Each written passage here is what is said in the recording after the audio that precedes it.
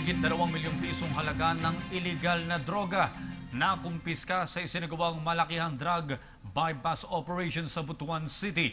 May report si Jennifer Gaetano ng PIA Caraga. Sa pinaigting na kampanya ng Philippine National Police dito sa lungsod ng Butuan, nasabat ang pinakamalaking halaga ng iligal na droga na umabot sa mahigit 2 milyong piso sa taong ito matapos ang ginawang drug bypass operations ng Butuan City Police Office kamakailan lang. Matatandaan na noong January 21, 2017, bandang alas 9:30 ng umaga ay nagsagawa ng bypass operation ang pinagsanib na puwersa ng City Anti-Illegal Drug Unit, personahe ng Butuan City Public Safety Company ng Butuan City Police Office kasama ang Police Regional Office 13 at PDEA. Nahuli ang drug suspects na nakilalang sina Ariel Agredito Repeso at live-in partner na nakilalang si Nikki Borja Ogayan na taga Tandag City. Nakuha sa nasabing suspects ang iba't ibang illegal drug paraphernalia at 130 grams na shabu na nagkakahalaga ng mahigit sa 1.5 million pesos. Sa ibang bypass operation naman na ginawa sa araw ding iyon sa Barangay Masa, Butuan City, ay nahuli rin ang suspect na nakilalang si Alan Redondo Yamba, 52 years old na taga Barangay Holy Redeemer, Butuan City.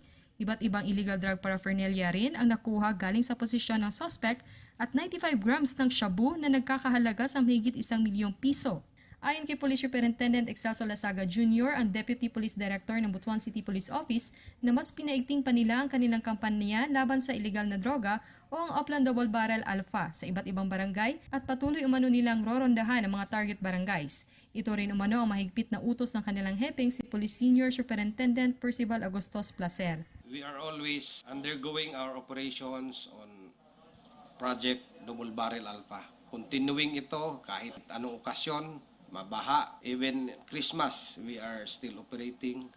Ito yung mandate ng ating Chief PNP and the President to keep on eradicating drugs. Dagdag pa ni Police Superintendent Lasaga na simula pa lang ng taong ito ay malalaking halaga na ng illegal drugs ang kanilang nakumpiska. Inaasahan din nila na sa pinaigting nilang kampanya ay mas marami pa silang mahuhuling illegal drug personalities. Binalaan din ni Police Superintendent Lasaga ang mga na-involved na pulis sa illegal drug trade na sila ay mananagot sa batas at posibleng matanggal sa serbisyo. Para sa PTV News, Jennifer Gaetano ng PIA Caraga.